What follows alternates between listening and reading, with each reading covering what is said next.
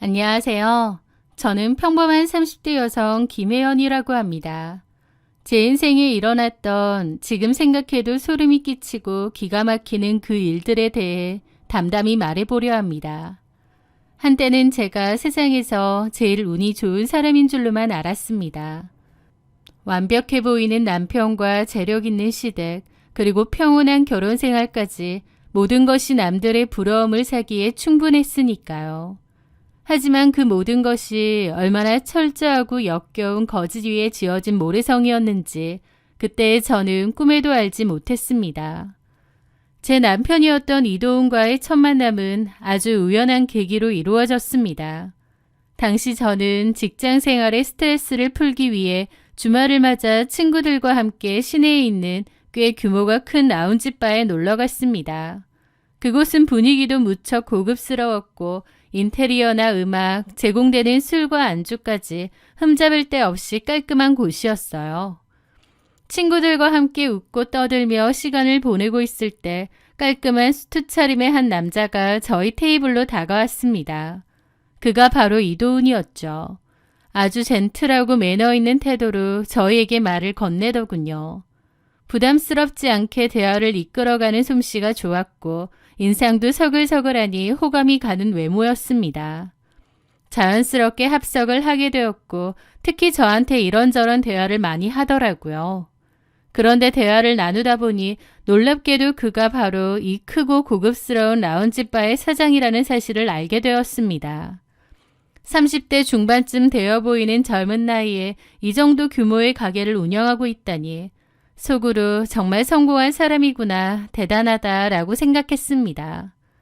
대화가 끝날 무렵 이도훈은 제게 개인적으로 호감이 간다며 조심스럽게 연락처를 물어왔어요. 저 역시 그에게 좋은 인상을 받았기에 흔쾌히 번호를 교환했죠. 그렇게 저희의 연락이 시작되었습니다. 몇 번의 데이트를 거치며 저희는 자연스럽게 연인 사이로 발전했습니다. 이도훈은 연애하는 내내 저에게 무척 다정다감했어요. 바쁜 가게 운영 중에도 틈틈이 제게 연락을 했고 쉬는 날이면 늘 저를 위한 데이트 코스를 준비해 두었습니다. 이도훈이 너무 잘했기에 선수인가 싶을 정도였습니다. 하지만 만남이 깊어지면서 그의 진심을 잘 알게 되었죠. 저희는 자연스레 서로의 가정 환경에 대한 이야기도 나누게 되었습니다. 도훈 씨는 아버지가 아주 오래전에 돌아가셔서 어머니와 단 둘이 살아왔다고 했어요. 그리고 자신이 운영하는 라운지바 역시 어머니께서 차려주신 것이라고 털어놓았습니다. 도훈 씨의 어머니, 즉 저의 시어머니가 되실 분은 엄청난 재력가였어요. 알짜배기 부동산을 여러 채 소유하고 있었고 도훈 씨의 라운지바가 입점해 있는 그 크고 비싼 건물 역시 온전히 어머니의 소유라고 했으니까요. 그 이야기를 듣고 나니 저는 솔직히 기가 많이 죽었습니다. 저희 집은 그저 평범한 중산층 가정이었기 때문이죠.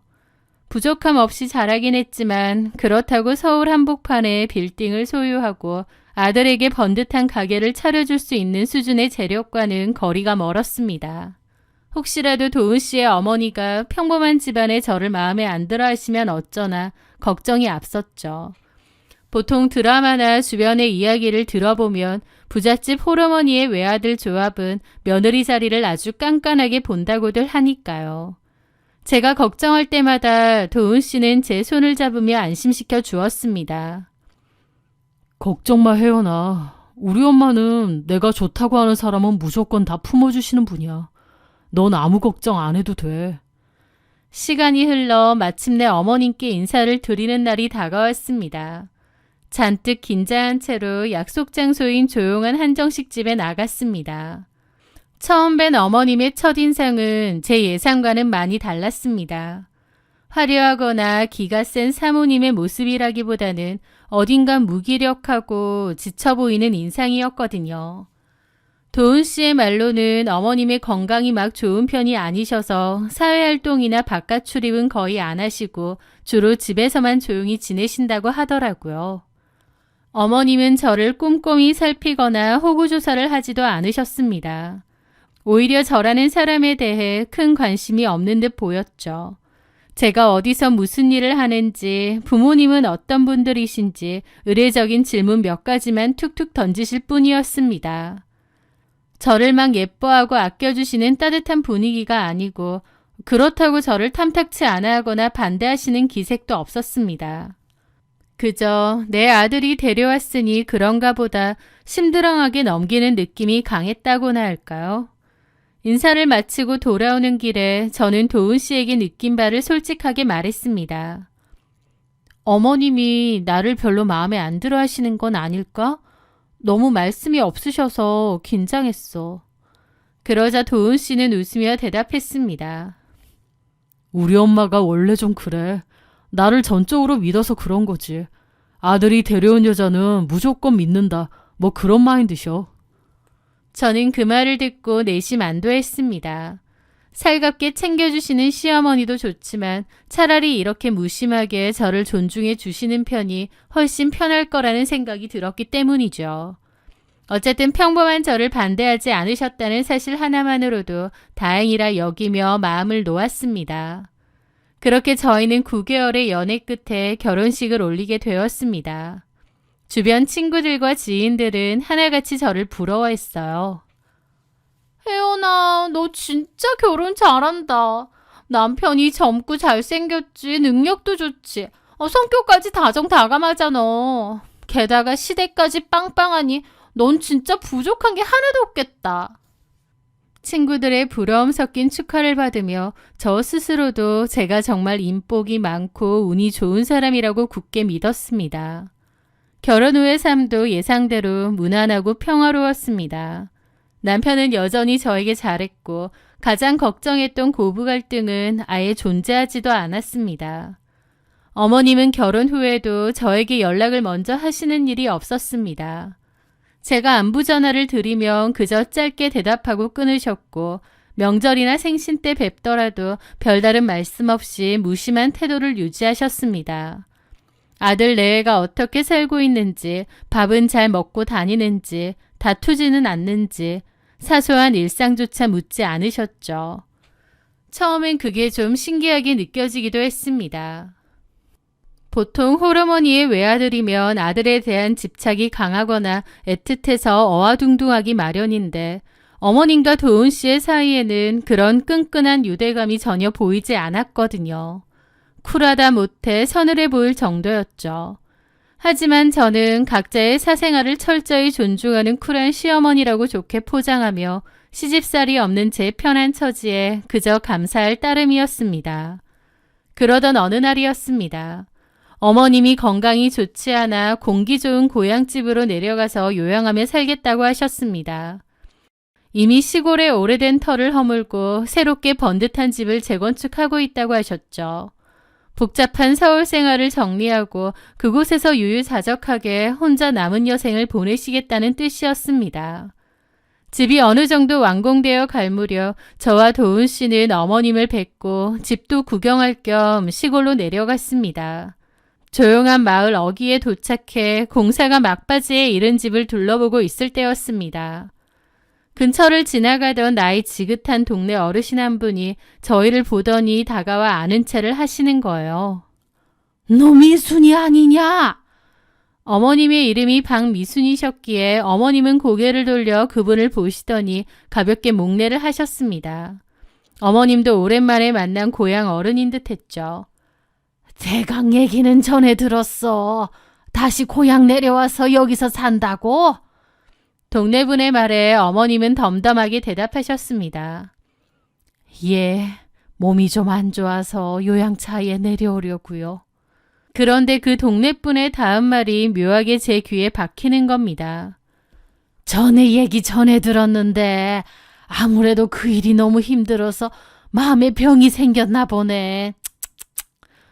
그 일이라는 단어가 나오는 순간 저는 어머님의 표정이 눈에 띄게 굳어지는 것을 보았습니다. 어머님은 당황한 기색을 숨기지 못하고 슬쩍 저와 남편의 눈치를 살피셨습니다.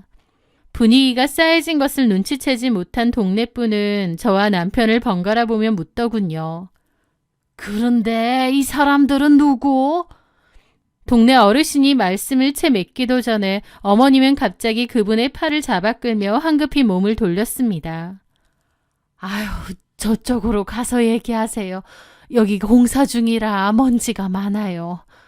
어머님은 동네분을 데리고 황급히 멀리 떨어진 골목 쪽으로 사라지셨습니다.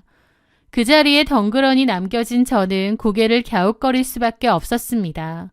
아무리 고향을 오래 떠나 있었다고 한들 아들과 며느리를 데려왔으면 당연히 우리 아들 내외예요. 인사드려라 라고 인사시키지 않나요? 게다가 그 일이 힘들어서 어머님의 마음에 병이 생겼다는 동네분의 말도 마음에 걸렸습니다. 나중에 볼일을 마치고 돌아온 어머님께 제가 조심스럽게 여쭤보자 어머님은 대수롭지 않다는 듯 말씀하셨어요. 내가 이 동네에 발을 끌고 산 지 너무 오래돼서 저 노인네들이 도은이에 대해서 잘 몰라. 괜히 길게 설명해봤자 말만 길어지고 귀찮아서 그냥 피한 거다. 신경 쓸 거 없어. 저는 워낙 오랜만에 오셔서 동네 분들이 도은 씨 얼굴을 모르시나 보다 하고 넘어갔습니다. 그렇게 어머님은 시골의 새 집에 완전히 정착하셨습니다. 저는 며느리 된 도리로 주말에 한 번씩 반찬도 해가고 인사도 드리러 내려가겠다고 말씀드렸지만 어머님은 단호하게 거절하셨습니다. 아유, 됐다. 평일에 일해주러 오는 사람도 있고 뭐 하러 내려오니. 그리고 나는 혼자 조용히 지내는 게 편해. 굳이 내려오지 마라. 시어머니가 오지 말라고 하시니 저야 몸은 편했지만 이상한 점은 따로 있었습니다. 저에게는 절대 내려오지 말라며 선을 그으시던 어머님이 며느리인 저를 쏙 빼놓고 도은 씨만 따로 부르시거나 도은 씨 혼자서만 시골에 내려가는 일이 종종 있었거든요. 제가 주말에 나도 같이 가서 인사드릴게 라고 하면 도은 씨마저도 굳이 저를 말리며 혼자만 다녀오곤 했습니다. 솔직히 며느리 입장에서는 저만 따돌리는 것 같아 약간 섭섭하긴 했습니다. 하지만 한편으로는 불편한 시댁 안 가도 되니 편하고 좋지 뭐라며 스스로를 위로했습니다. 그때까지만 해도 저는 이 기묘한 거리감과 어색함이 그저 조금 유별난 부모 자식 간의 성향 차이인 줄로만 알았습니다. 제 눈을 완벽하게 가리고 있던 그 역겨운 진실의 장막이 걷히기 전까지는 말입니다. 어느 날 남편이 또 어머님께 간다고 하더군요. 나 내일 엄마한테 갔다 올게. 나도 같이 갈까? 아니야. 저는 괜히 심통이 나더라고요. 나도 한 가족인데 왜 맨날 나는 빼놓고 그래? 당신 가면 엄마가 불편해 하시는 거 알잖아. 며느리인데 뭐가 불편하시냔 말이야. 참나. 요즘은 시어머니들이 며느리 더 불편해. 그것도 몰라? 한두 번은 그 말에 넘어갔지만 횟수가 많아지니 좀 그렇더라고요. 제 입장에서는 소외감도 들고 왜 나만 자꾸 빼놓나 이상한 겁니다. 그래서 제가 그랬죠. 오늘은 나도 갈래. 벌써 몇 달째 어머님 얼굴도 못 뵀잖아. 아무리 오지 말라고 하셔도 한 번쯤은 얼굴 비추는 게 예의지. 그냥 같이 가. 제 완강한 태도와 고집에 남편은 눈에 띄게 당황하며 곤란한 표정을 지었습니다. 진짜 안 가도 되는데. 엄마가 알면 나한테 짜증내실 텐데. 무슨 짜증이야. 며느리가 아프신 어머님 걱정돼서 뵈러 간다는데. 남편은 어떻게든 저를 떼어놓으려 여러 가지 핑계를 댔지만 제가 옷까지 입고 차키를 챙겨들자 결국 포기한 듯 한숨을 쉬며 알겠다고 했습니다. 시골로 내려가는 차 안에서 남편은 평소와 달리 말이 없었고 묘하게 긴장한 듯한 기색이 역력했습니다. 몇 시간을 달려 시골집에 도착했습니다. 어머님은 저를 보시더니 막 반기지도 그렇다고 대놓고 싫어하지도 않는 무미건조한 표정이셨습니다. 오지 말라니까 왔니? 피곤할 텐데 들어가서 쉬어라. 그게 인사 끝이었습니다. 저는 속으로 역시 내가 오는 걸 별로 안 좋아하시는구나 생각하며 짐을 풀었죠. 잠시 후 남편과 어머님이 거실에서 뭔가 진지하게 이야기를 나누는 것 같길래 자리를 비켜드릴 겸 동네 마실이나 다녀오겠다고 말하고 자리에서 일어났습니다. 그때 어머님이 정색을 하시며 저를 불러 세웠죠. 너 밖에 나가서 괜히 동네 사람들하고 말 섞지 마라. 촌사람들 할 일이 없어서 남의 집안일 캐묻고 다니는데 뒷말 나오는 거 나는 아주 질색이니까 내기 여기저기 떠벌리고 다니지 마. 누가 말 걸어도 그냥 모른 척하고 다녀. 평소 무심하던 분이 유독 동네 사람들과의 접촉에 예민하게 반응하시는 게 조금 의아했지만 워낙 프라이버시를 중요하게 생각하시는 분이니 그런가 보다 했습니다. 그렇게 집 밖으로 나와 한적한 시골길을 천천히 걷고 있었습니다. 맑은 공기를 마시며 동네를 한 바퀴 돌고 있는데 맞은편에서 익숙한 얼굴이 걸어오고 있었어요. 전에 집을 지을 때 마주쳤던 그 나이 지긋한 동네 어르신이었습니다. 어머님이 동네 사람과 말 섞지 말라고 주의를 주셨던 것이 머릿속을 스쳤지만 이미 눈이 마주친 상황에서 모른 척 지나가기가 민망해 저도 모르게 목례를 하며 인사를 건넸습니다. 안녕하세요. 제 인사에 어르신은 걸음을 멈추고 저를 가만히 쳐다보시더니 고개를 갸웃거리셨습니다. 저는 그냥 지나가려는데 저를 다시 불러 세우시더라고요. 아, 저번에 미순이네 새집 지을 때 왔던 그 아가씨구먼. 네, 맞아요. 기억하시네요. 어르신은 제 위아래를 훑어보시더니 호기심 가득한 목소리로 물으셨습니다. 근데 미순이랑은 무슨 사이길래 여기까지 놀러를 와? 친척인가? 어차피 제가 누군지 밝히는 게 큰 흠이 되는 것도 아니고 오히려 며느리라고 하면 인사성 좋게 보실 것 같아 저는 쌩긋 웃으며 대답했습니다. 며느리예요. 순간 어르신의 얼굴에 깊은 주름이 패며 황당하다는 표정이 떠올랐습니다. 며느리라니? 도훈 씨가 저희 남편이거든요. 어머니 외동아들이요. 제 대답을 들은 어르신은 귀신이라도 본 것처럼 눈을 크게 뜨셨습니다. 뭔 소리를 하는 거야? 도훈이는 또 누구고? 미순이한테 무슨 며느리가 있어? 미순이 외동아들 이름이 성준인가 그랬는데? 저는 그 어르신이 나이가 많으셔서 이름을 착각하신 줄 알았어요. 그런데 그 애는 10년 전인가 언젠가 하여튼 예전에 외국 나갔다가 죽은 걸로 아는데 그 뒤로 저렇게 큰아들이 또 있었나?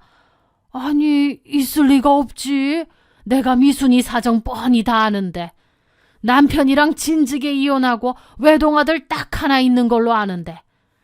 그 말을 듣는 순간 제 머릿속이 하얗게 변했습니다.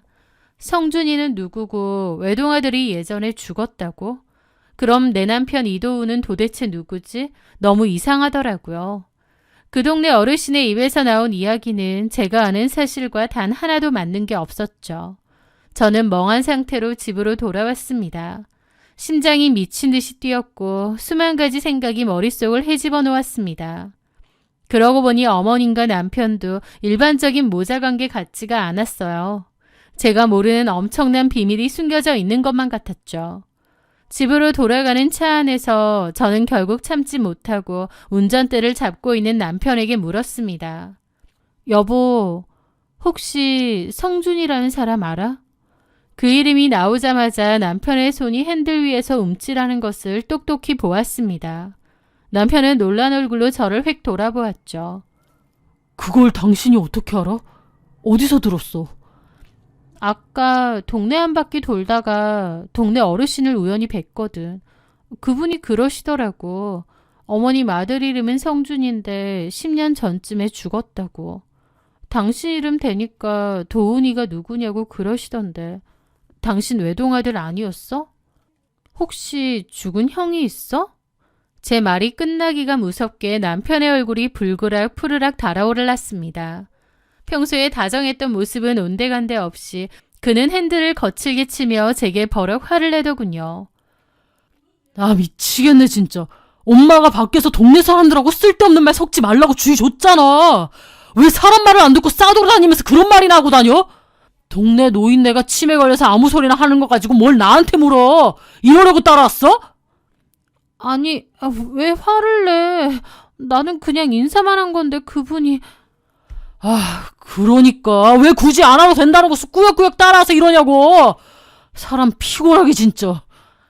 그렇게 길길이 날뛰며 화를 내는 남편의 모습은 제가 알던 사람이 아니었습니다.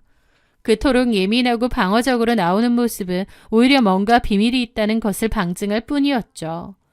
그날 이후 저는 남편과 어머님의 관계를 완전히 다른 시선으로 관찰하기 시작했습니다. 아무리 생각해도 일반적인 모자 관계처럼 보이지 않더군요. 다정한 스킨십이나 따뜻한 눈빛 교환은커녕 묘하게 남편이 어머님의 눈치를 보며 비위를 맞추는 느낌이 강했습니다. 마치 대기업 회장님과 그 회장님을 모시는 비서 같은 딱딱하고 수직적인 관계처럼 보인다고나 할까요? 게다가 두 사람은 외모나 체형, 심지어 식성이나 습관 하나까지도 닮은 구석이 전혀 없었습니다. 저는 제가 완벽하게 속고 있다는 강렬한 예감에 사로잡혔습니다. 진실을 알아내야만 했습니다. 며칠 뒤 남편이 충전을 하려 올려둔 남편의 휴대폰을 몰래 집어들었습니다. 남편은 늘 모든 통화 내용을 녹음했거든요. 그렇게 통화 녹음 목록을 열었고 제가 시골에 따라갔던 그날 남편이 고속도로 휴게소에 잠시 들렀을 때 어머님과 나눈 통화 내역을 찾아냈습니다. 떨리는 손으로 재생 버튼을 눌렀고 스피커 너머로 들려오는 두 사람의 대화는 제 삶을 송두리째 무너뜨렸습니다. 사장님, 저 지금 내려가는데요. 혜원이가 같이 가거든요. 아니, 왜? 걔가 여길 또 왜 와?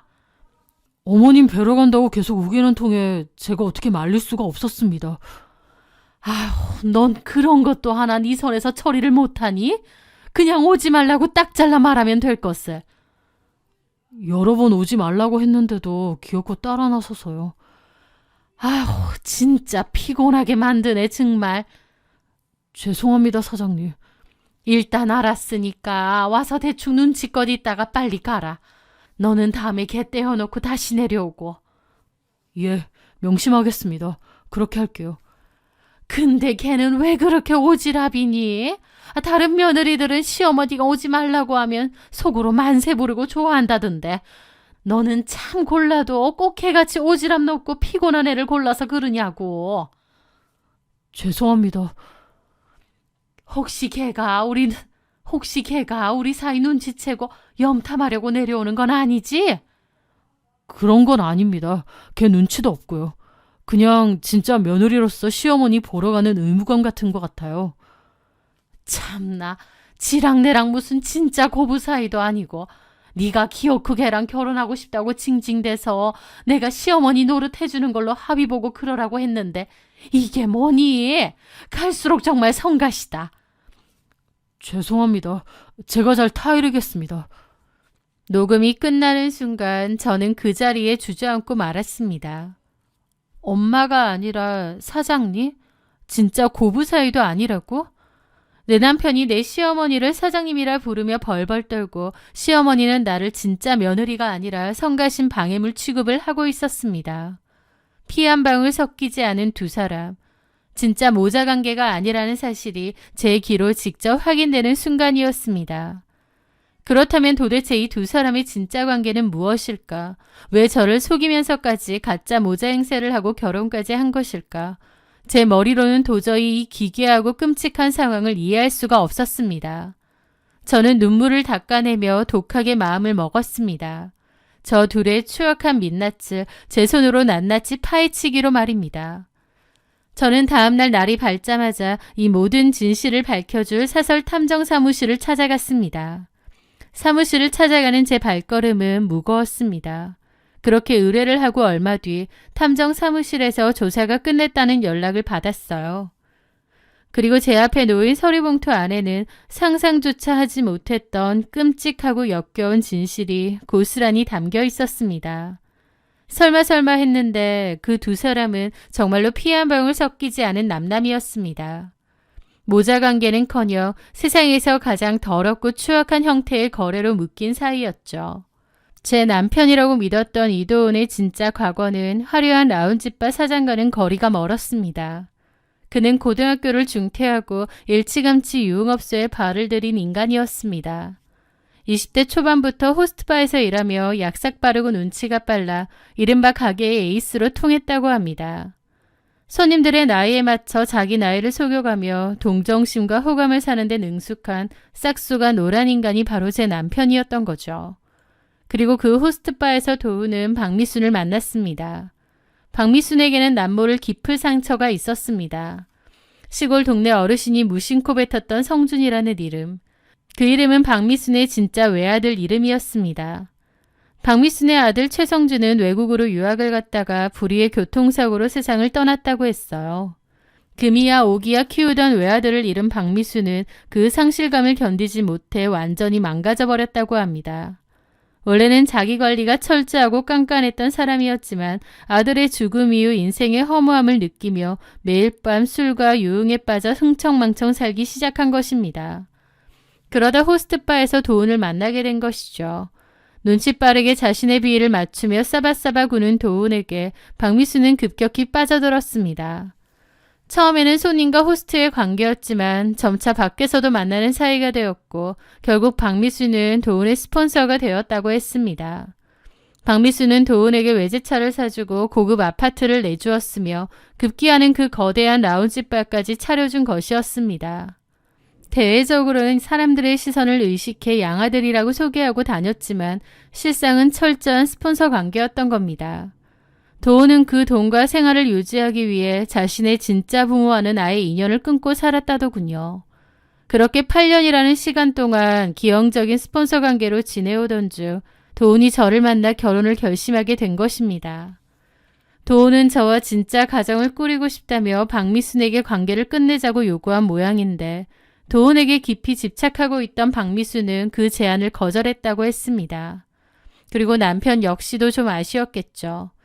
그렇게 서로 타협을 하게 되었는데 박미순이 이도훈의 친엄마 노릇을 해준다고 했던 겁니다. 신혼집도 장만해주고요. 대신 결혼 후에도 자기랑 주기적으로 만나야 된다는 조건을 내걸었답니다. 결국 제가 살던 신혼집 역시 이 역겨운 계약을 유지하는 대가로 박미순이 이도훈에게 얻어준 것이었던 거죠. 이 모든 진실을 알게 된 순간 피가 거꾸로 솟고 온몸이 사시나무 떨리듯 떨렸습니다.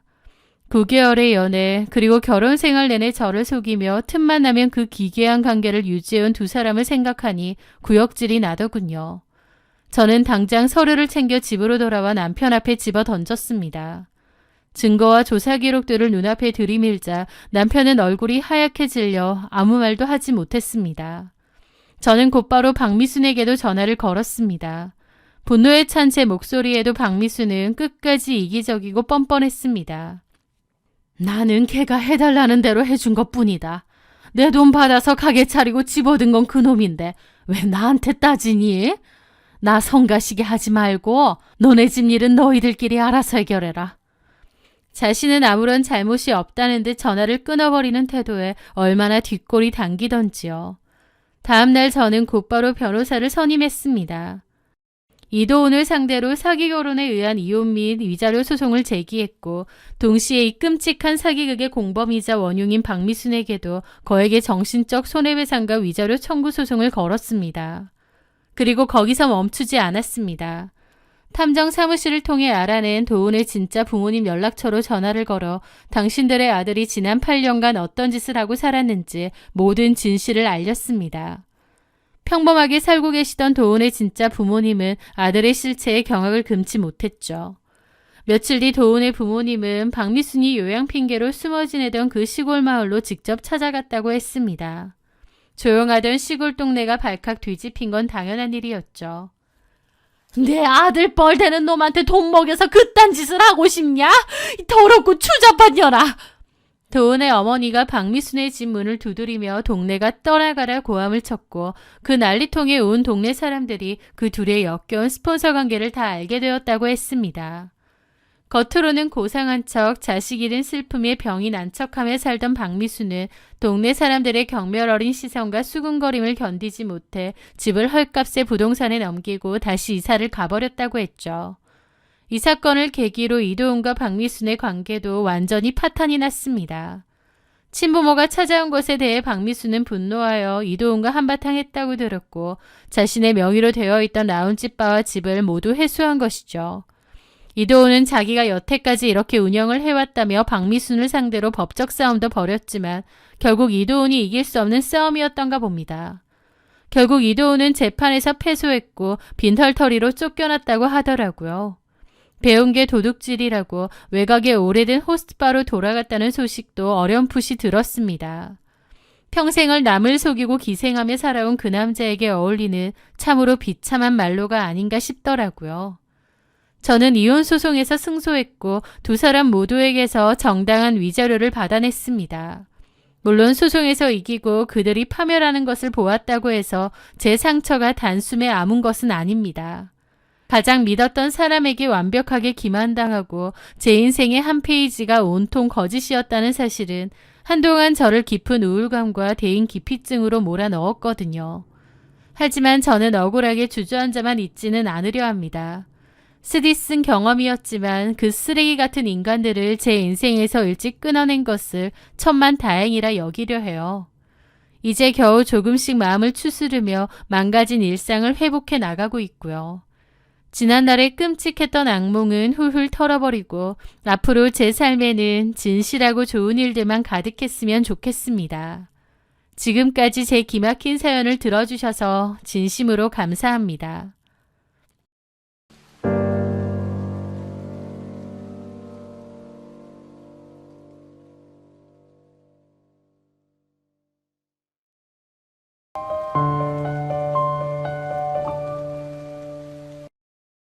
사람마다 각자의 인연이 있고 또 그 인연의 끝이 있다고들 하지만 제 첫 번째 결혼 생활의 끝은 상상조차 해본 적 없는 아주 기막힌 방식으로 찾아왔습니다.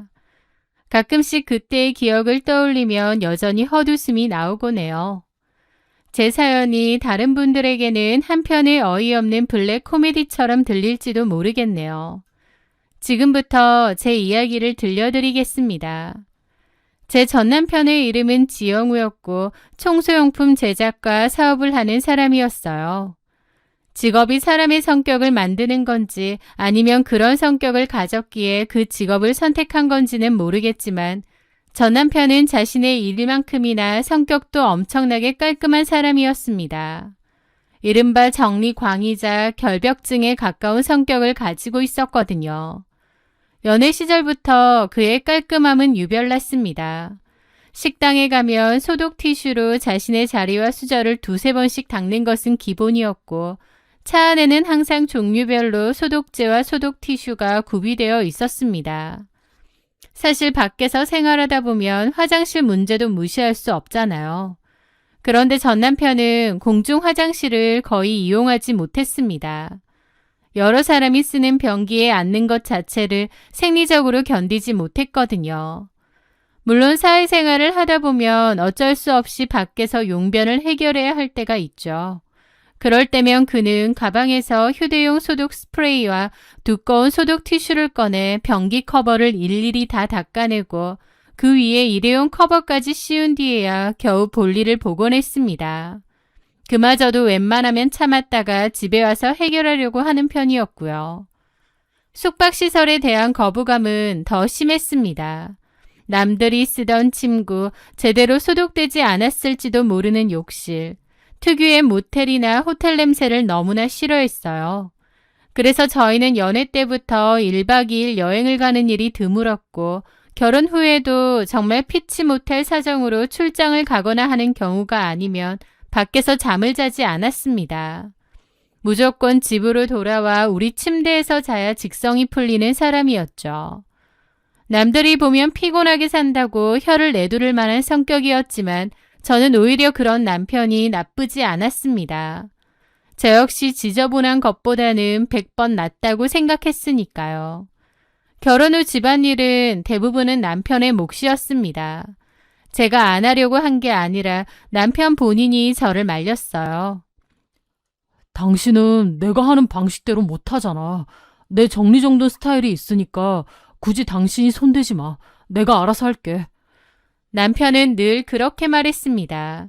수건을 개는 방향부터 화장실 물기를 제거하는 순서, 거실 장식장의 물건 배치까지 본인만의 확고한 규칙이 있었거든요. 남편이 저에게 부탁한 집안일은 아주 단순했습니다. 침구류를 일주일에 한 번 스팀 청소기로 소독해 주는 것, 세탁기를 돌리는 것, 그리고 바닥은 로봇 청소기가 있으니 버튼을 눌러 돌려주는 것 정도가 전부였죠. 그 외의 집안일, 특히 구석구석 먼지를 닦아내고 각을 맞춰 정리하는 일은 남편이 일주일에 한두 번씩 날을 잡아서 완벽하게 해냈습니다. 제가 미안한 마음에 주말에 걸레를 들고 나서면 남편은 제 손에서 걸레를 빼앗으며 말했습니다. 쉬는 날인데 그냥 소파에서 쉬어. 내가 하는 게 마음 편해서 그래. 저는 그런 남편을 보며 참 가정적이고 듬직한 사람을 만났다고 생각했습니다. 내 손에 물 한 방울 안 묻히게 해주겠다는 뻔한 거짓말보다 본인이 솔선수범해서 집안일을 하는 남편이 현실적으로 훨씬 더 고마웠으니까요. 저는 항공사 지상직 직원으로 일하고 있습니다. 직업 특성상 출퇴근 시간이 일정하지 않고 교대 근무를 해야 하는데요. 새벽 일찍 출근할 때도 있고 오후 늦게 출근해 밤 늦게 퇴근할 때도 있죠. 스케줄이 유동적이다 보니 남편과 생활 패턴이 어긋날 때도 많았지만 퇴근하고 돌아오면 항상 먼지 하나 없이 깨끗하고 좋은 향기가 나는 집이 저를 반겨주어 늘 위안이 되었습니다. 그러던 어느 날이었어요. 남편의 사업이 갑자기 바빠지기 시작했고 남편은 매일 밤늦게 파김치가 되어 퇴근했습니다. 주말에도 사무실에 나가 재고를 정리하거나 거래처 사람들을 만나야 했죠. 그렇게 시간이 좀 지나니 집안 곳곳에 먼지가 조금씩 쌓이는 게 보이기 시작했습니다. 평소 같으면 남편이 벌써 다 치웠을 텐데 너무 피곤해 보이니 집안일에 신경 쓸 겨를이 없어 보였어요. 요즘 남편이 너무 고생하는데 나라도 청소를 좀 해놔야겠다. 저는 모처럼 쉬는 날 팔을 걷어붙이고 대청소를 시작했습니다. 남편이 평소에 아끼는 거실의 장식장과 서랍장 주변을 꼼꼼하게 닦기로 했죠. 장식장 위에는 작은 액자들과 장식품들이 놓여 있었는데 남편의 방식대로 하나하나 조심스럽게 들어서 먼지를 닦고 제자리에 놓는 작업을 반복하고 있었습니다. 그러다 거실 서랍장 한 구석 교묘하게 가려진 무언가를 발견했습니다. 이게 뭐지? 처음에는 그저 검은색의 작은 플라스틱 부품인 줄 알았어요. 그런데 자세히 들여다보는 순간 너무 황당하더라고요. 그것은 아주 작은 소형 카메라였거든요. 주변의 장식품 색깔과 절묘하게 어우러져 있어서 작정하고 구석을 뒤지지 않는 이상 평소에는 전혀 눈치챌 수 없는 위치였죠. 순간 머릿속이 하얘졌습니다. 이게 왜 우리 집 거실에 있는 거지? 너무 황당하고 어이가 없었죠. 제가 모르는 물건이 그것도 카메라가 있다는 사실이 도무지 이해가 가지 않았습니다. 마음이 복잡해진 저는 곧바로 친한 친구들이 있는 단체 채팅방에 이 상황을 알렸습니다.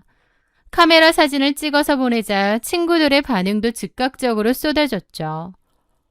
야, 미친 거 아니야? 저거 몰래카메라잖아.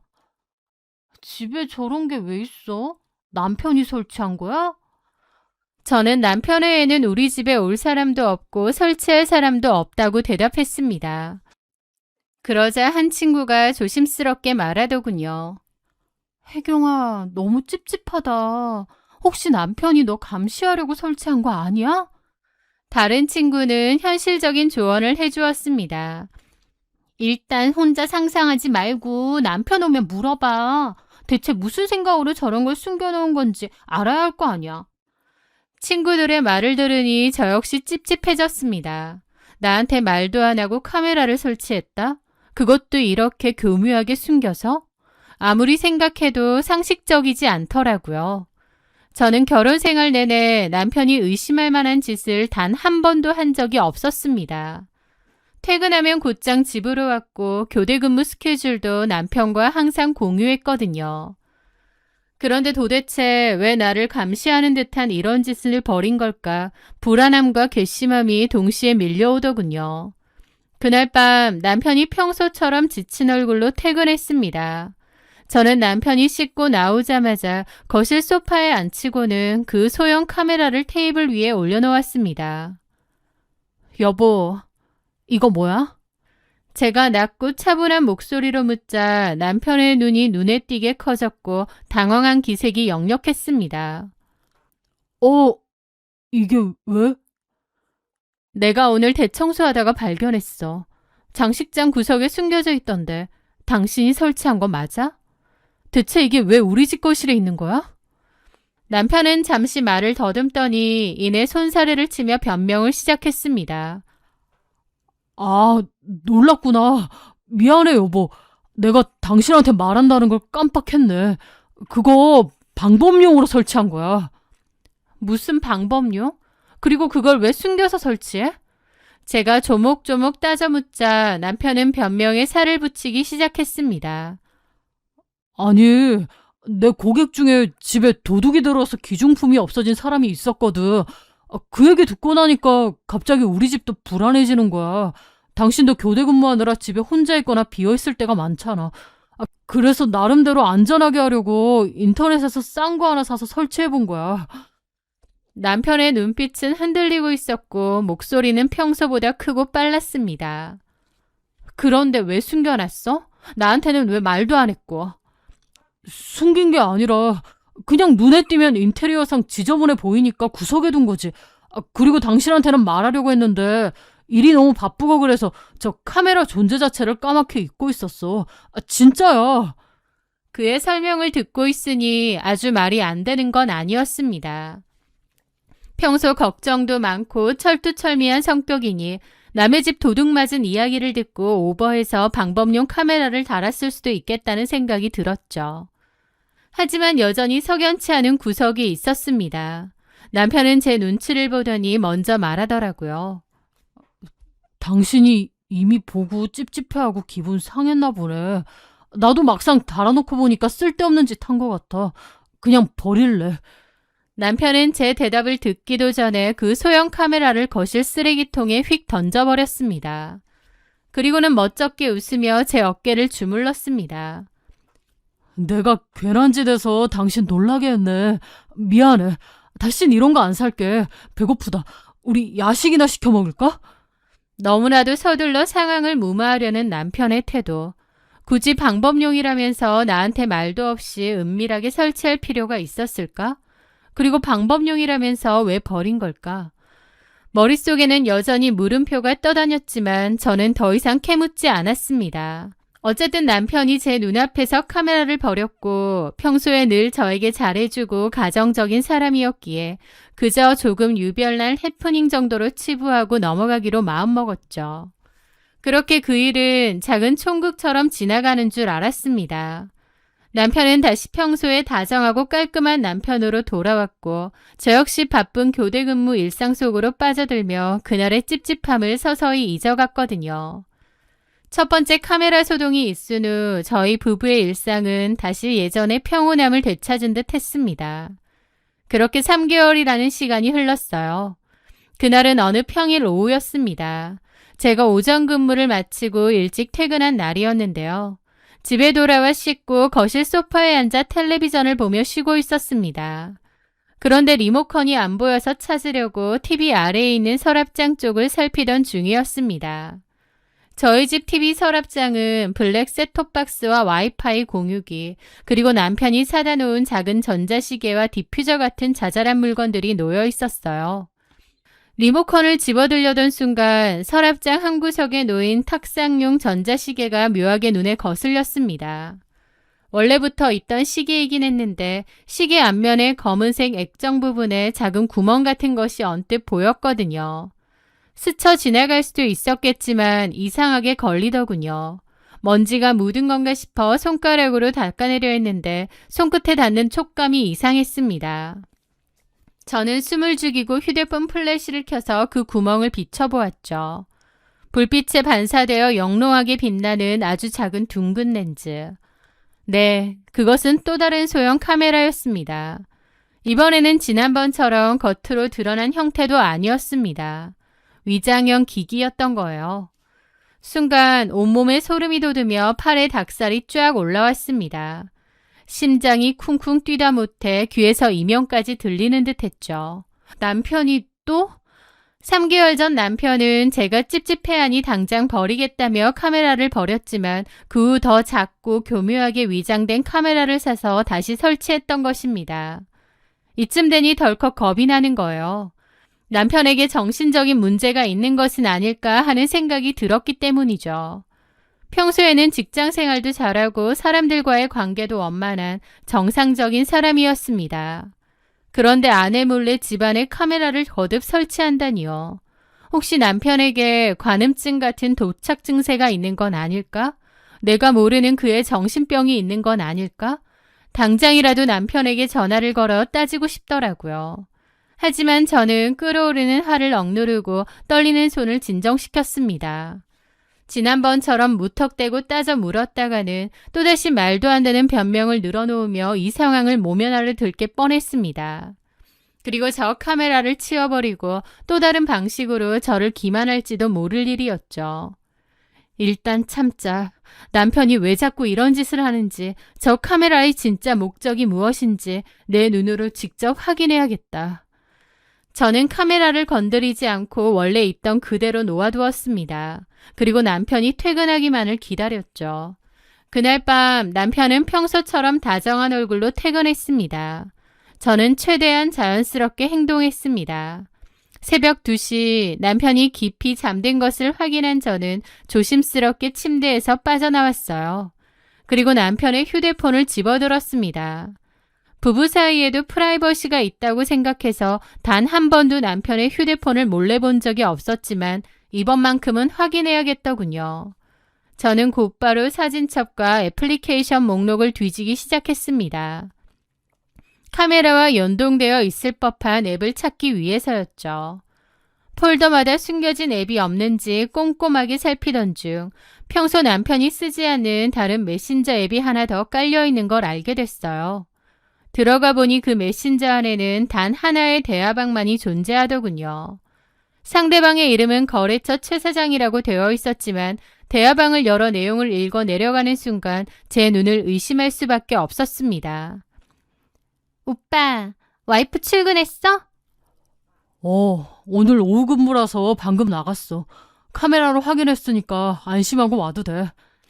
알았어. 30분 뒤에 도착해. 오늘 끝나고 백화점 갈 거지? 스크롤을 위로 올릴수록 두 사람이 나눈 대화들은 제 이성을 산산조각 냈습니다. 카메라의 용도가 무엇인지 그제야 알겠더군요. 남편은 저를 감시하거나 관음증이 있어서 카메라를 설치한 것이 아니었습니다. 제가 집에 있는지 없는지를 정확하게 확인하기 위해서였던 거예요.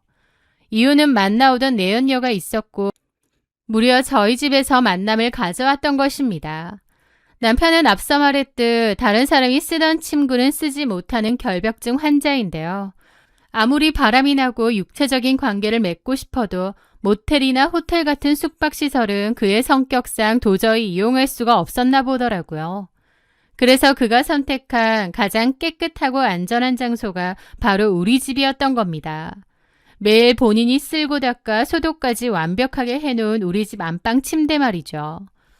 그런데 제가 일반적인 직장인들처럼 아침 9시에 출근해서 저녁 6시에 퇴근하는 사람이라면 시간 맞추기가 수월했겠지만 저는 스케줄 근무를 했습니다. 출퇴근 시간이 매일 유동적이고 비정기적으로 휴일이 생기기도 했어요. 남편 입장에서는 제가 언제 집에 있고 언제 나가는지 실시간으로 파악해야만 상간녀를 집으로 안심하고 불러들일 수 있었을 것입니다. 그래서 그 교묘한 카메라들을 거실에 설치해둔 것이에요. 제가 출근을 위해 현관문을 나서는 것을 카메라를 통해 확인한 뒤에야 상간녀에게 지금 와라 하고 연락을 했던 것이죠.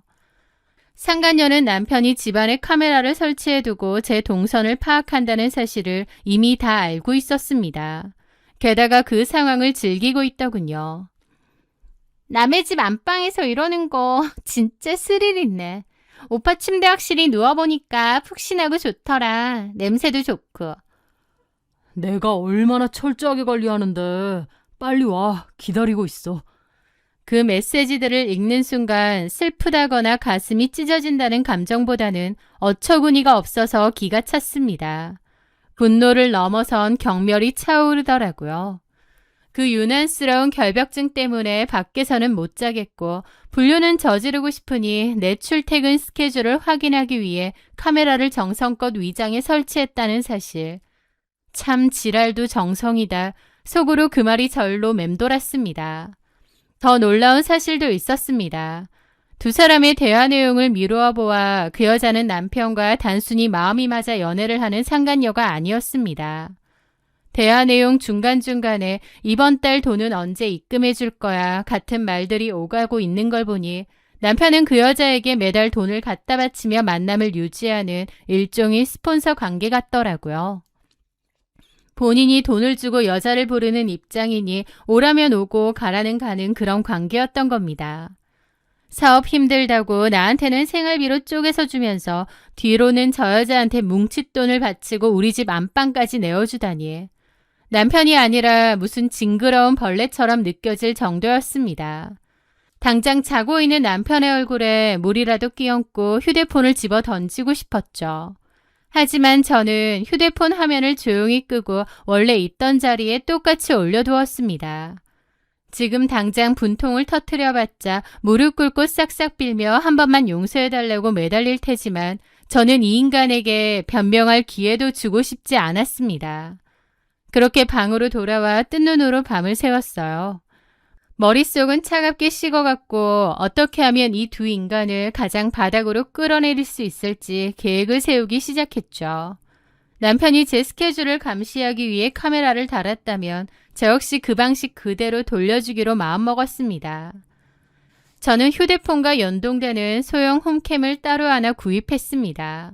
그리고 남편이 출근한 틈을 타 안방 침대가 정면으로 보이는 화장대 구석, 남편의 시선이 절대 닿지 않을 만한 곳에 홈캠을 설치했어요. 그리고 만일의 사태를 대비해 건장한 남동생에게 미리 연락을 해두었습니다.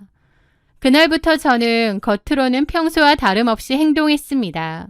하지만 집을 나서면 홈캠 앱을 켜두고 안방 상황을 실시간으로 지켜보았죠. 처음 며칠은 바로 꼬리가 밟히지 않았고 별다른 일이 없었어요.